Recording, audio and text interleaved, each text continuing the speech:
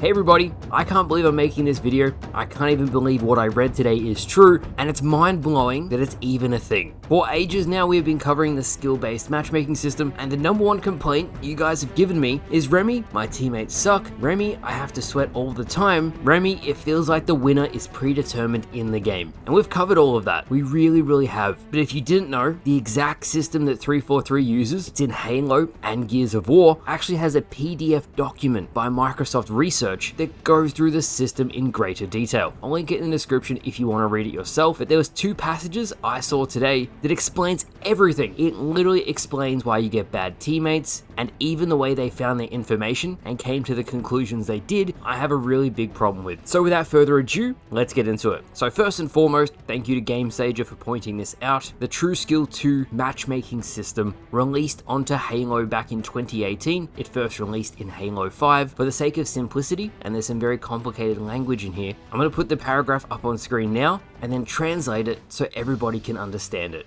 To determine how the individual statistics depend on a player's performance, we broke up performance into these 3 categories: average of skill of their teammates, and the average of skill of their opponents. We found that all 3 categories were linear, which means on a graph, they all follow a straight line path, with one of the 3 categories, teammates' skill, having very little effect on the outcome of a game. Their data also showed that this had very little impact on how an individual player performed, and therefore, because of that information, the teammate's skill level and how well they do was disregarded from the system they made. That paragraph that I paraphrased is exactly why you get such bad teammates. Now, to be devil's advocate, you're like, oh well, if it's balancing teams fairly, at the end of the day, it's okay. But the next section actually talks about the game mode that they grab their information from. In the example they give, they talk about a game mode called Warzone. Now, both Gears of War and Halo 5 have a Warzone game mode. I don't think it's the Halo 5 version, and God help them if it is, as that is a pay-to-win 12v12 game mode, and with it being 12v12, your teammates and even you yourself, due to the high player count, you and your teammates have much less of an effect on the outcome of a game because there is so many players in the lobby. Gears of War Warzone is 6v6, so to say your teammates have very little effect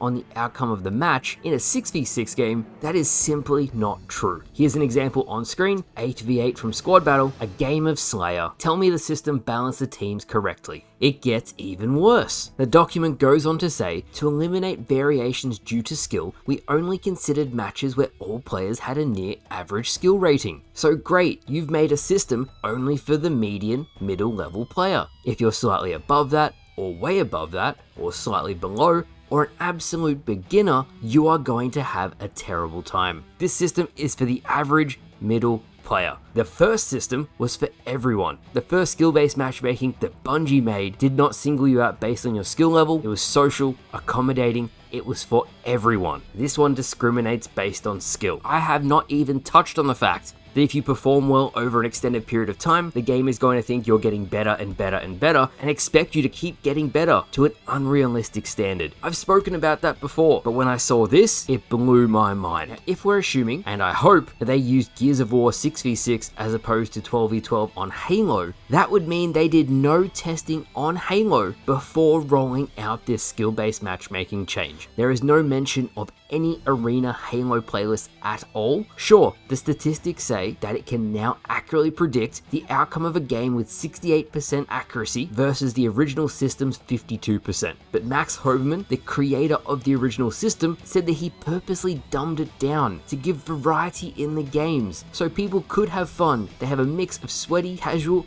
and close matches, which was psychologically proven to be the best matchmaking system around. On paper, sure, he could have made it stricter, and on paper, it could have been better. But in actuality, and we're seeing this a lot in gaming today, people get very fatigued having to try very hard every single day, and it makes them disengage with the product. There is 3 dot points that says it works for all game modes. It accounts for variance in skill, but unlike the Warzone data, there is no supporting evidence or graphs to support these dot points. Luckily for you, here is some evidence of the system in 4v4, and let's throw in some bigger game modes too, because my teammates' performances don't matter, only my individual skill. The game thinks I can carry everyone. Now let's go a step deeper. Have you ever played the ranked based playlist and wonder why you rank up more if you get more kills? There's very little weighting to people who play the objective, and it says, and I quote, "A monotonic relationship incentivizes players to maximize their kill count and minimize their death count," which in very simple terms means that this new system incentivizes players to get as many kills as possible, almost conditioning them to play at peak efficiency all of the time. And that is something I have noticed. Every single playlist is hyper competitive on Halo Infinite, almost like the entire player base is conditioned to sweat 24/7 and everything is very competitive. This is across all video games and first person shooters now, and I think something has been lost, as gaming is more than that. To me, it was a social experience where you meet new players and meet new friends. Even some of Halo's most casual playlists are still very competitive. Max Hoberman, the ex-Bungie dev who is now CEO of Certain Affinity, everything he said that I covered last year was correct. 1, it does discriminate against good players. 2, it does prevent players from playing with their friends. 3, you only win games if you exceed the expectation of what the system has for you. And speaking of that, the system is currently broken, as I've gone through the data of the last week of my games, and the games where I had a 1 KD on my first match, the rest of the games that day were much more lenient. The games where I pulled a 3 KD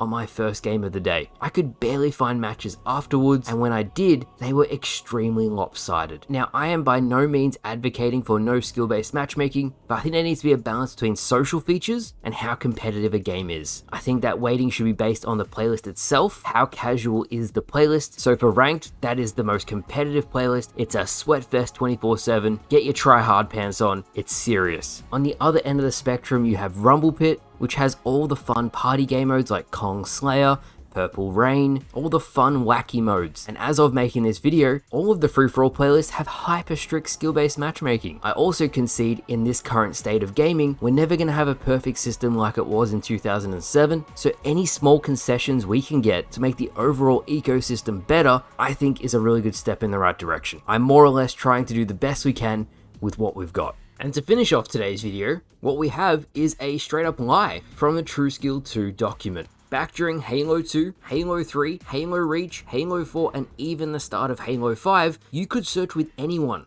If it was 8v8, you could search with 8 people. If it was 4v4, you could search with 4 people. This document says, and I quote, in fact, some playlists in Halo 5 and Gears of War prohibit large squads in an attempt to provide fairer matches, even though this lowers the enjoyment of people who like to play with their friends. Straight up lie. You could search in a full group of 8, any skill range, and you would find a game. You wanna know how I know this is true? Because the Master Chief Collection still has that system. Maybe in Gears of War it locked you away from playing, but for Halo, it did not. The only Halo 5 playlist that would prevent you searching solo, and you had to be in a group of 6 or 12, was Warzone Warlords, and that was a specific playlist for the big teams to coordinate their games. Fast forward to the new TrueSkill 2 system, and a lot of people, especially good players, cannot search with their friends. And if they do find a game, it is going to be the sweatiest game imaginable. If I could visibly mic drop right now, I would, but when I read this, I was annoyed. And it's ironic because I think Microsoft has backed themselves into a corner a little bit. They've made this system that is inherently competitive. It's now been in their games for 5 years, so now everyone is competitive all of the time. If they were to revert it to something more casual, then the casual players will get obliterated because no one's going into it with a social expectation anymore. Everyone has been conditioned to be hyper competitive all of the time, and that's the big pitfall of this new system. The latest evidence of this is Call of Duty recently shared their own skill-based matchmaking findings, and they said periodically they have turned off the skill-based matchmaking and it caused player retention and beginner level players to quit and leave games more than when it's very strict. But when you've conditioned your whole player base to try all of the time, and Call of Duty skill-based matchmaking is very strict, of course it's going to have that outcome. So there you guys have it. Hopefully this video was informative. When you have a bad time on Halo, don't get frustrated about it. Know that sometimes it's out of your control. That might help deal with the frustration a little bit. But thank you all for watching. Let me know what you think down in the comments, and I'll see you guys later.